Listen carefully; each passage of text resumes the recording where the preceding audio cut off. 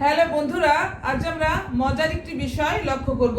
ইংরেজিতে এমন কিছু ওয়ার্ড রয়েছে যা একই স্পেলিং এবং একই প্রোনাউন্সিয়েশন কিন্তু ভিন্ন ভিন্ন অর্থ প্রকাশ করে থাকে।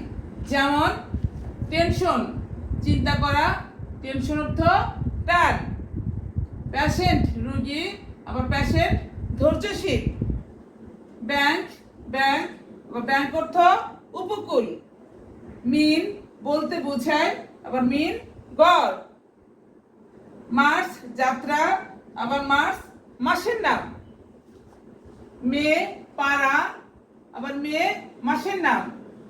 রেকর্ড নথি, আবার রেকর্ড অর্থ সর্বাধিক। কাইন্ড দয়ালু এবং কাইন্ড অর্থ প্রকার।